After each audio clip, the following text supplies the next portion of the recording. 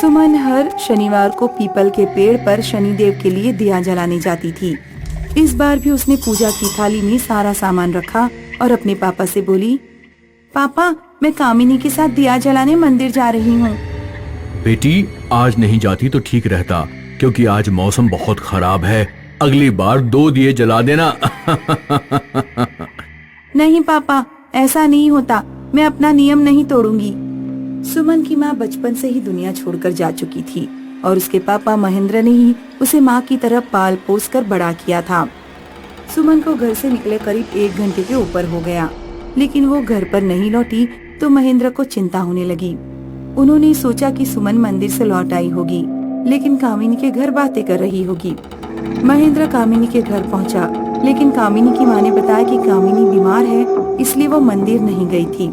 महेंद्र के दिल में अब धक धक होने लगी, क्योंकि अगर सुमन कामिनी के घर में नहीं है तो कहाँ जा सकती है। वो तुरंत मंदिर की तरफ दौड़ा।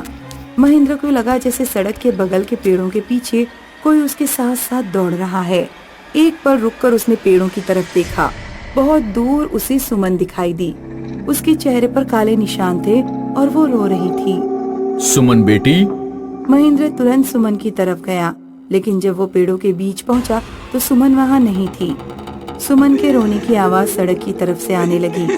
महेंद्र ने सड़क की ओर देखा तो उसके होश उड़ गए। उसने देखा कि मंदिर का पुजारी, जिसे गांव के लोग रामानंद नाम से जानते थे, हवा में उल्टा लटका हुआ है और उसने सुमन के बाल पकड़कर सुमन को भी हवा में लटका रखा है। सुमन! महेंद्र सड़क की तरफ भागा, लेकिन पुजारी सुमन को उड़ाकर मंदिर में ले गया। उनके पीछे पीछे महेंद्र भी मंदिर के पास पहुंचा, लेकिन महेंद्र के पहुंचते ही मंदिर का दरवाजा बंद हो गया। महेंद्र बहुत देर तक दरवाजा पीटता रहा, लेकिन दरवाजा नहीं खुला। मंदिर बहुत बड़ा था, उसका अंत पीछे जंगल में होता था और पीछे की तरफ कोई दरवाजा नहीं था। महेंद्र दौड़कर मंदिर के पीछे गया और पीछे से मंदिर के अंदर घुसा। महेंद्र को मंदिर के हर कोने में सुमन फांसी के फंदे में लटकी हुई हवा में तैरती दिखाई दे रही थी। पूरा मंदिर सुमन के रोने की आवाज से गूंज रहा था। महेंद्र जिस तरफ भी सुमन को पकड़ने जाता, सुमन वहाँ से गायब हो जाती। तभी मंदिर में किसी के जोर जोर से हंसने की आवाज आई। तुम कौन हो? मुझसे क्या चाहते हो? मेरी बेटी को छोड़ दो, उसने तुम्हारा क्या बिगाड़ा है? अचानक पीछे से किसी ने महेंद्र को जोर का धक्का दिया और महेंद्र कीचड़ में जा गिरा। महेंद्र ने पलटकर पीछे देखा। पीछे मंदिर का पुजारी खड़ा था और भयानक तरीके से हंस रहा था। पुजारी महेंद्र की टांगे पकड़कर उसे खींचते हुए एक गड्ढे में ले गया और आसपास की लकड़ियां बटोरकर महेंद्र के ऊपर डालने लगा। पुजारी की उम्र ज्यादा नहीं थी, वो मुश्किल से 25 साल का युवा था। महेंद्र ने रामानंद को कसकर डांट लगाई। रामानंद, क्या तुम पागल हो गए हो? मरे हुए आदमी का अंतिम संस्कार किया जाता है, जिंदा आदमी का नहीं। रामानंद एकदम रुक गया और जोर जोर से रोने लगा। मेरी बेटी सुमन कहाँ है? और तुम्हें क्या हो गया है? ऐसे क्यों रो रहे हो?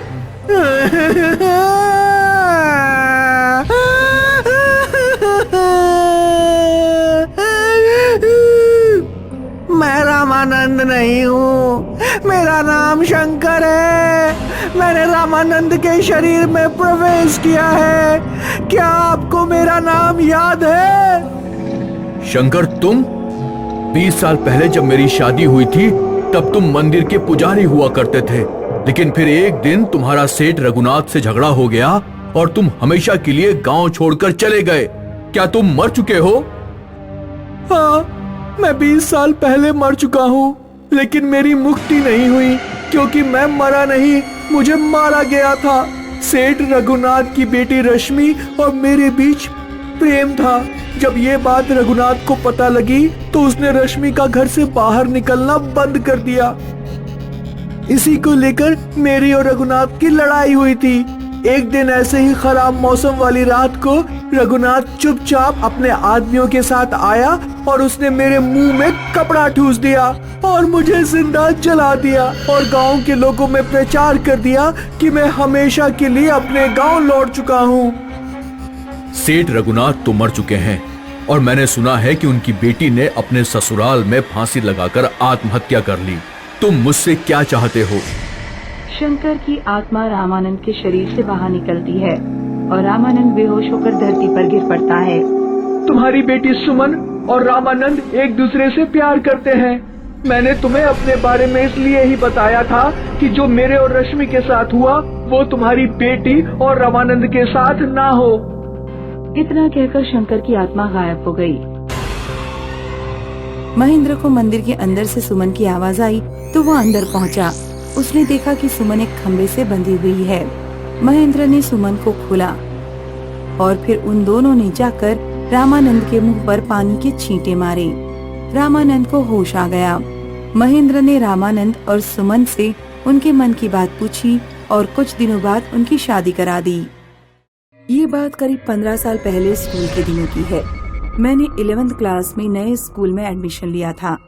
नए स्कूल, नए क्लास में मेरे लिए सब अजनबी थे। मैं चुपचाप सबसे पीछे बैठती थी। इंटरवल में मेरी क्लास के सारे स्टूडेंट्स बाहर चले जाते थे, लेकिन मैं अकेले क्लास में ही बैठी रहती थी। कोई नहीं था जिससे मैं बात करती। एक दिन इंटरवल में जब हमेशा की तरह क्लास खाली था और मैं बैग पर सिर रखकर सो रही थी, तो अचानक किसी ने मेरी पीठ पर हाथ रखा। मैंने चौंक कर बैग से अपना सिर हटाया। मेरे बराबर में एक लड़की बैठी थी।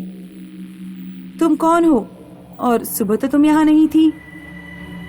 मेरा नाम शालिनी है। मैं भी तुम्हारी तरह अकेली हूँ।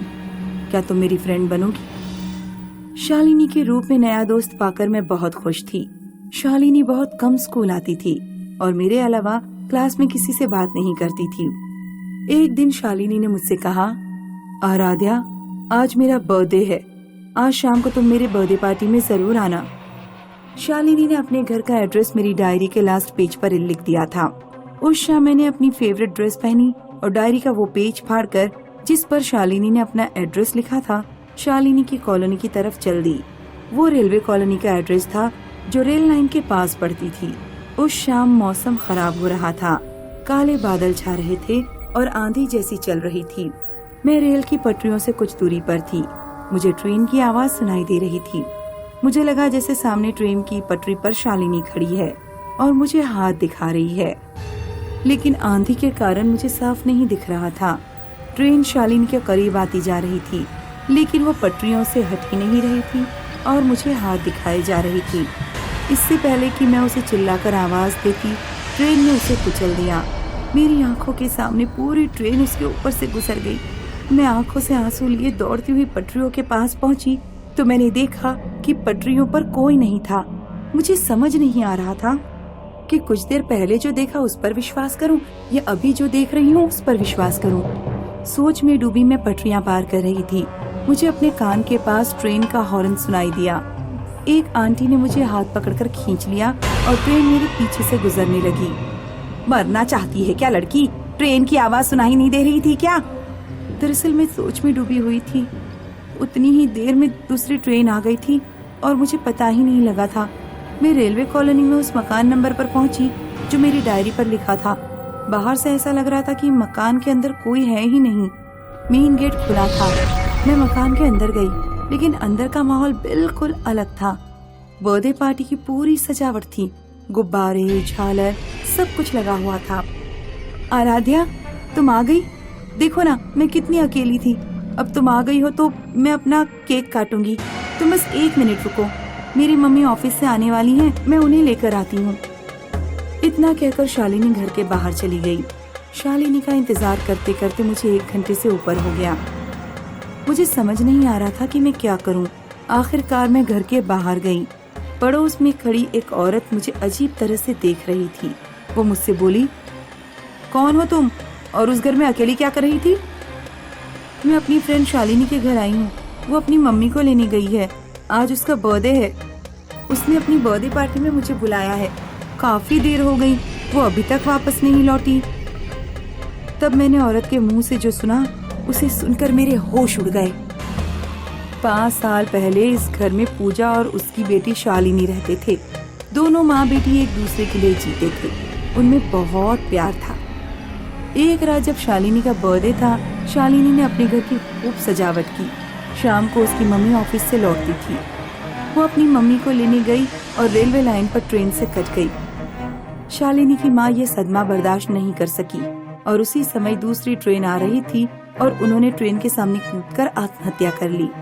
तब से ये मकान खाली पड़ा है। मेरे हाथ पैर कांपने लगे और मैं तुरंत अपने घर लौट आई। आज मैं किसी को भी जब ये किस्सा सुनाती हूँ तो कोई मेरा विश्वास नहीं करता, पर मैं जानती हूँ कि मैंने शालिनी की आत्मा को देखा था और उससे बात भी की थी।